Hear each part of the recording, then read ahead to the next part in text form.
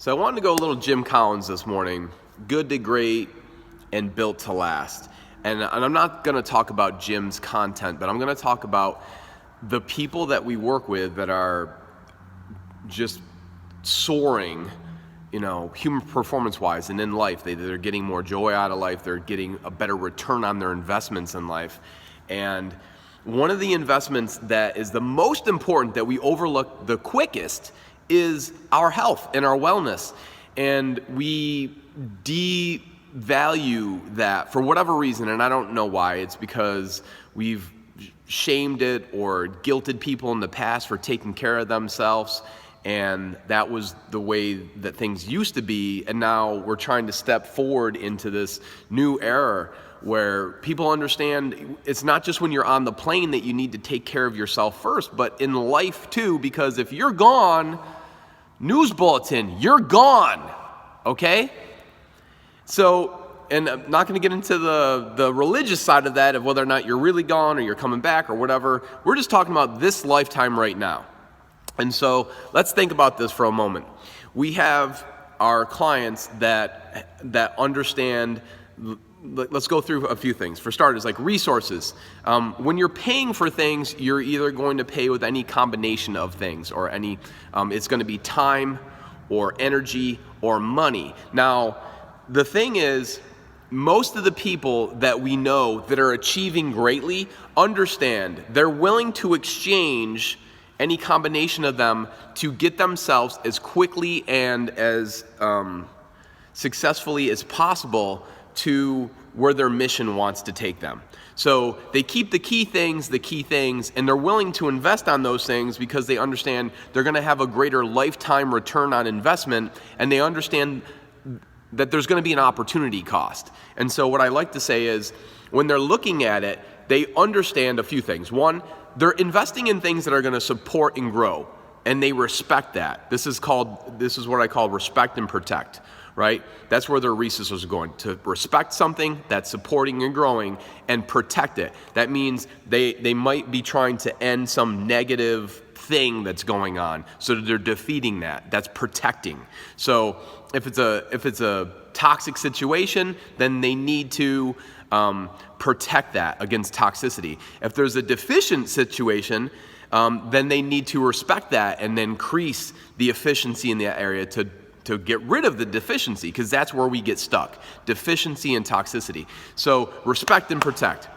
That's number one, as we're talking about time, energy, and money. Number two, they understand the difference between opportunity cost and getting your feet in the room. Like Tom Manelli said the other day, and I love this. He was talking about keeping your feet in the room. The problem is some of us don't have our feet in the room. So you have to get your feet in the room.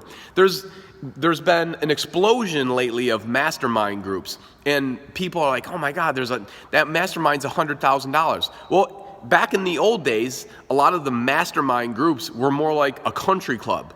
And it wasn't the fact that they're playing to play golf. They weren't paying to play golf. They're paying to get in their feet in the room, to have a conversation with somebody, so that they could start that dialogue, and they might learn from somebody that's there, that's achieving greatly in an area. And if it was $100,000 for, the admission fees or the dues, it was an opportunity cost, and they understood that. People are like, well, it must be nice to be able to afford that.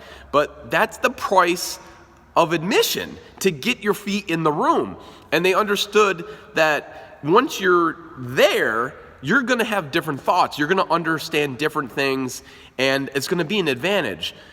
But if you just look at it as it was just golf, or it's just a group where people get together, it's not even really what any one person brings to the table, but collectively what ends up happening there. So again, this is getting back to health and wellness, and I'm going to try to circle it around here. Front end cost, the next thing, right? So that was number two, opportunity cost versus kind of getting your feet in the room.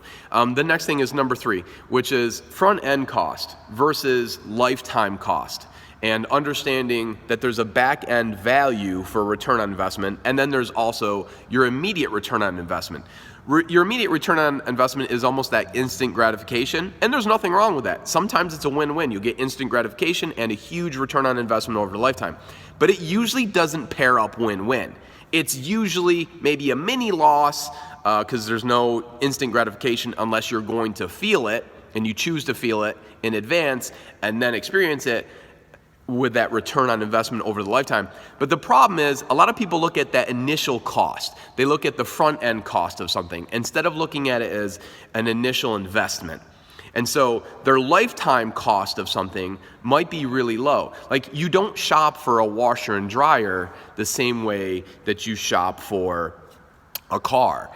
You know, whether or not something's going to appreciate or depreciate, and whether or not something is going to be something you're going to buy once versus buy annually, like you need to understand that it's an investment, and how is it going to appreciate or depreciate, and how important is it that you spend on that thing? How important is it in your life? And only you know what this means or doesn't mean. So that's number 3. All right, front end cost versus back end value. Also lifetime cost versus immediate gratification. Thinking about those two things and how they play together. Number 4, expense versus investment. Now that's the biggest difference. When it's something that's important for you, it's not an expense. It'll go on an expense account, but it's an investment because you expect it, you anticipate it to appreciate something. So, or at least to slow down the degradation. Meaning, if you are investing in your health, you are hoping to have your health appreciate it, like respect, like we talked about earlier, and you're hoping that you slow down the degradation and protect it, like we talked about earlier. And so that's an investment. That is something that you don't look at as just like, it's not a car payment, which by the way, this is bonkers. Car payments on average now for new cars are $554 a month. That's a month. For a used car, it's $391 a month. But yet we have people all the time. That doesn't even include insurance. Insurance is like $1,500 a year on average. So when you factor all these things in, and then we'll sit down and we'll tell some people, hey, this is how much this is going to be for an investment. And they'll be like, wow, that's a lot. And we're like, wait a second. You're paying twice as much as that on your car alone. Think about that for a second. Like the average person that's having a new car, by the time that they're done with the insurance, is paying close to $700 a month. So, and that's the minimum. And on a used car, they're over $5 a month. They're like $550 a month. And you're asking somebody to invest less than half of that, and they don't understand that it's an investment. And that's the problem, is they don't understand it from a business standpoint. They just understand it from a personal standpoint, and they really don't understand it there, because if they did understand it, and the fact that they're extending their life, the quantity and the quality of their life, it's a big difference. And you can't convince somebody that they're worth it. Are you worth saving? Is it worth saving your life and making it better? I don't know. My answer is yes, but that's why I do what I do. So in expense versus investment. And then the next one, lost opportunity cost versus, or thinking about missed growth. It's a missed growth opportunity. So if you, like we were talking about earlier with masterminds, if you can't get your feet in the room, you can't get in your feet in the room, what could that cost you? Well, the problem is you don't really know, because you don't know where it's going to go. It's going to compound. It's going to grow exponentially in ways that are not linear. So it's going to be all over the place in a good way, not in a bad way, in a good way, from that collaboration, from that iteration, from a situation that you don't know what's going to be, who's going to invest what from where, and then where that's going to lead. When you start just brainstorming on things, and then just boom, you just start flowing, and then who knows where that goes.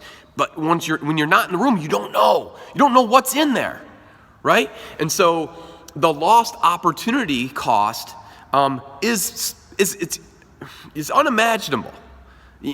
And it's difficult to get people to understand, like, hey, listen, here's what you don't know. And you don't know what it's costing you. And it's even worse in health, because it's one thing compounds onto the next in bad ways, not just good ways. So when you get one thing that's maybe by itself is not really an illness, but it's a little bit of dis-ease, and then all of a sudden you start layering, the next thing you know, you start losing just everyday functions that we take for granted. Now, think about, in one of the meditations that I do, they say, think about what would it be like if you couldn't walk. Think about what it would be like if you struggled with breathing. Think about what it would be like if you lost the use of one of your limbs. Now, what about more than one of your limbs? What about you couldn't hear? What about if you couldn't taste? What about if you couldn't speak? Your communication was somehow interrupted. What if you, what if you didn't possess the ability to think? What if you couldn't smell? What if you couldn't see? All these different things that we just take for granted. What if you couldn't get around on your own? What if you couldn't be independent anymore? Now, I'm not saying to sit there and, get stuck in that, but think about that for a second. And it all comes from these decisions that we make where we're not investing in ourselves regularly, or we downplay the impact of one little thing. But that one little thing done over and over and over again, like literally just is like punching you in the face, just little punches like this. Well, if I did this eventually, I'd probably break my jaw, right? But a little bit, it's no big deal, and it's not enough to really bother you. It's like that, I forget the image of the frog, like slowly brought to a boil in a pan, and all of a sudden, like it's dead, it's cooked. But that missed growth opportunity, that missed opportunity, what's that costing you? It's not just the faith of what might happen, but it's the fear of what you're going to miss out on too. And then number 6 is upside versus downside. Like we just talked about the downside. What's the upside? What's the upside? I'll tell you what the upside is. I'll tell you right now. The current statistics, and this is on the low side, for corporate wellness. Now let's look at yourself as a corporation. If you looked at you as an individual that was a corporation, if you invested $1, you save $6. That's just what the low numbers are on return on investment on corporate wellness. And that's a factor of all sorts of people at a company. Now, if you take the individual where there's more accountability, that number goes up. But that's the number right now for corporate wellness. If you invest $1, you save $6. Okay? Now, some of the ways that it impacts you are, obviously, like reduced healthcare costs, reduced sick days. Also, the other things are increased energy, better attitude, your focus goes up. I got some stuff written down. Your processing speed, your attitude when you're actually at work. People want to actually work more when they're healthier. When you're sick, you've seen what it looks like, right? The people are unhealthy. It's like, oh my God, stay away from Sheila. She's like, she's not doing good. Or watch out for Tom. He's got this going on today. Like, so it's a wall. It's an obstacle that gets in the way. And unfortunately, happens all the time. And if you're healthier, you want to be at work, you're going to get more, you're going to get to it, you're going to have more clarity. Your processing speed up here goes through the roof. It's just the way that it works. You're going to be charged up, you're going to be ready to go. And it's a 6-to-1. It's a 6-to-1 return on investment. Think about that right now. If somebody said, hey, would you give me $10 if I give you 60? Yeah, duh. So why then do we have a problem with this? Because it's a great business decision. The problem is we don't understand it as a personal decision because we don't think we're worth it. That's the bottom line. You think that it's more important to pay for a new car than to make sure that we maintain our body, or that we upkeep our body, or that we actually increase the level of performance in our body. I can tell you right now, the majority of my friends, I would not be able to get to understand this. And I'm not saying that they're bad people. They're not bad people. The problem is, most people grew up differently thinking about that. But when we work with more of our kind of executive level clients, they get it. They understand it because they're thinking corporate wise or they're thinking business wise, and they think, wait a second, if corporate wellness has a 6-to-1 return on investment for health and wellness, and I'm an individual, or I'm the leader of this business, or I'm an executive or a higher up in management in a business, I need to make sure that I bring it to the table every day. How do I do that? I invest in this, okay? Yes, it will be on the expense report, but I'm going to get a return on this investment. And that's the difference. $554 on car payment a month, $1,500 a year on insurance on a car a month. But we won't spend a minimum amount taking care of ourselves. The problem is, on the backside, once we get sick, it's way more expensive. And the quality and quantity of your life goes way down. And on top of it, now you put more wear and tear on other people as well, because they have to care for you. Somebody has to figure this out because you didn't figure it out earlier. And I'm not saying this to shame or blame, because I don't believe in it. It's not a good way to go. But the bottom line is, from the majority of coaches that I've seen, most coaches have gotten more effectiveness and more action out of people from fear instead of faith. So it's not what we want, but what we're scared of that we don't want. Instead of being the lion and attacking what we're looking for, we're the gazelle and we're running away from the lion. So I guess in the end, if you don't like a 6-to-1 investment, think about the amount of time and frustration your family and friends will have as they sit there and worry about, why is so-and-so sick? Why are they blah, blah, blah? Why can't they eat better? Why don't they take better care of themselves? Why aren't they healthier? And then hopefully you at least look at yourself and say, man, maybe I should be taking care of myself better. What could I be doing better to respect and protect myself? Because that's really what I'm talking about right now. Respecting yourself. What supports you and grows you. Protecting yourself. What situations do you have that you need to stop or minimize? Otherwise, it may take you out. And that's really the question. Are we respecting and protecting ourselves? And can't you figure out the return on investment for your health and wellness? There's so many things that are free that are helpful right now too. You can get your feet in the room for what used to be a mastermind at a country club or other places, down at the barbershop or whatever, where you're picking up good information. I don't mean gossip, but I mean good information.